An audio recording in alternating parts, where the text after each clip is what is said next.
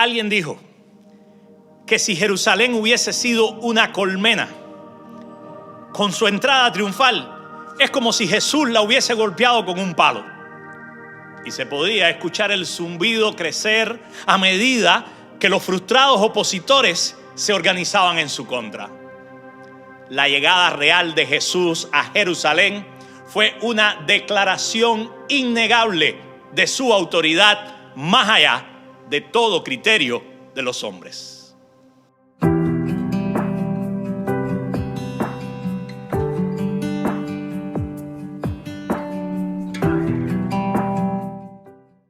Y entrando Jesús en el templo, comenzó a echar fuera a los que vendían y compraban en él.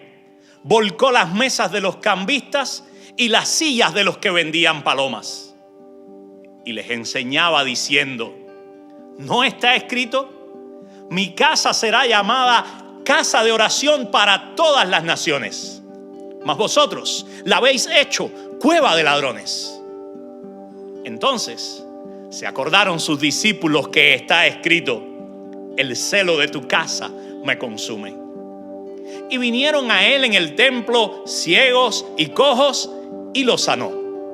Pero los principales sacerdotes y los escribas, viendo las maravillas que hacía, buscaban cómo matarle, porque le tenían miedo, por cuanto todo el pueblo estaba admirado de su doctrina.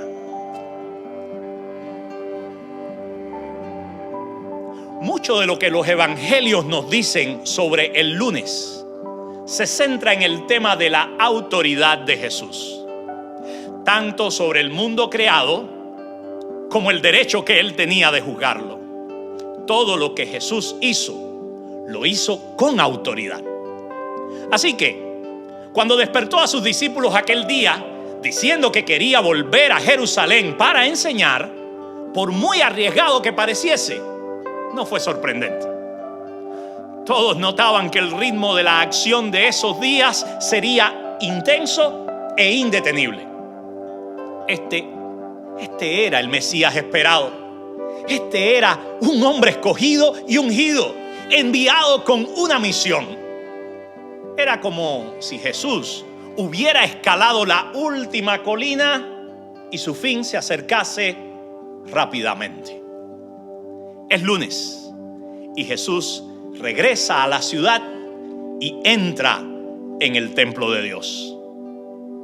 Este templo no es tan fastuoso como el de Salomón, pero aún es reconocido como el lugar establecido por Dios para hacer morar su presencia, para servir como casa de oración y para ofrecer al mundo la oportunidad de conocer al Dios vivo y verdadero a través de la adoración de su pueblo, pudiendo así todos acercarse a él. El sistema sacrificial era sombra de lo que había de venir. El pueblo de Israel había sido comisionado para ser un canal de bendición a las naciones. Se les había encomendado la responsabilidad de ser testigos de las maravillas del Dios verdadero y compartir eso con el mundo. Pero ellos sencillamente habían convertido la casa de Dios en un centro de negocios religioso y político. Así que Jesús está a punto de declarar otra vez, pero ahora de manera muy gráfica, el fracaso del pueblo de Dios en cumplir con el mandato del pacto de ser una bendición para todas las naciones.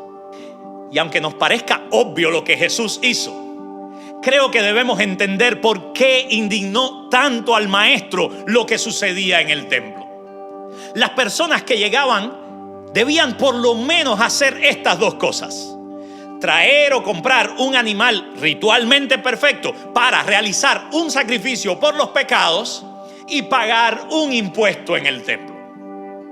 Eso proveyó la oportunidad para que los cambistas se ubicaran en el atrio de los gentiles, cerca de los cuales estaban los que vendían animales en óptima calidad.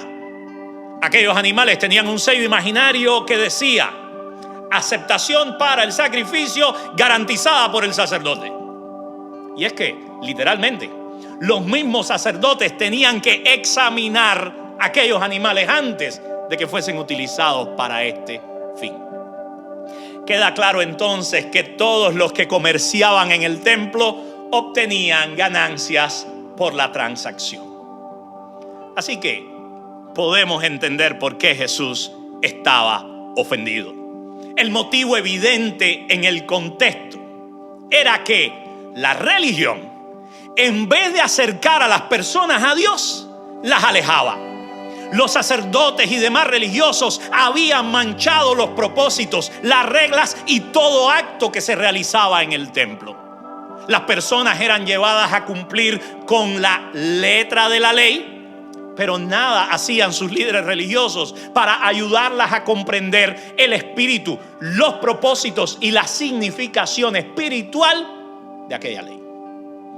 Eso era lo que había alejado a las personas en primer lugar de Dios. De tal manera que estaban ciegos a los principios espirituales y por ello no lograban entender las enseñanzas de Jesús. Por tanto, investido de toda la autoridad mesiánica que le corresponde, Jesús en ese mismo día juzga con autoridad, enseña con autoridad y sana con autoridad. Jesús no solamente estaba desenmascarando la corrupción del sistema religioso y sacrificial, Jesús se estaba exponiendo a sí mismo a evaluación y estaba entregándose públicamente como el siguiente sacrificio. Pero no me puedo contener hoy de hacer un análisis introspectivo más profundo.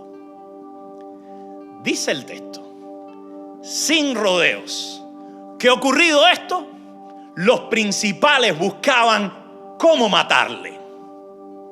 Aquellos falsos maestros de la palabra, al ver lo que Jesús hacía y enseñaba, al ver el efecto de su autoridad, no tuvieron mejor idea que matarlo para poder seguir tranquilos con sus vidas de pecado.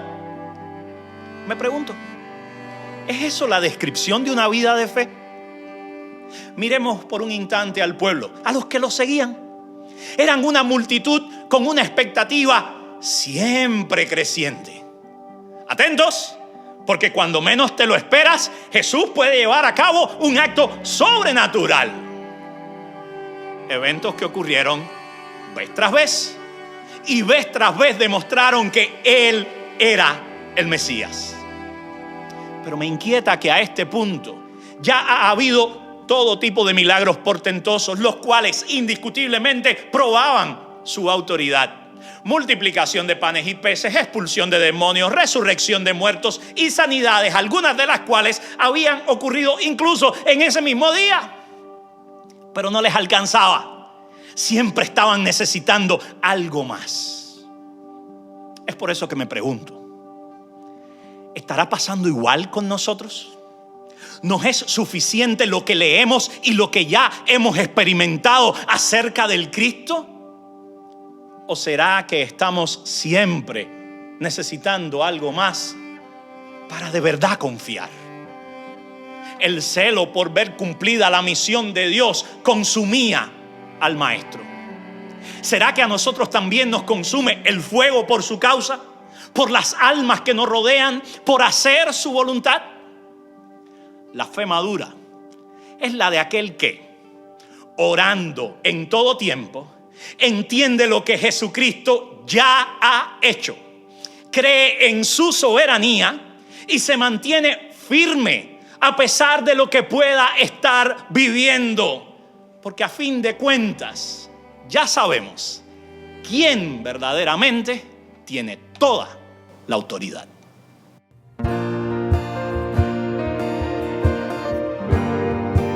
Toda la oscuridad se fue al oír su voz.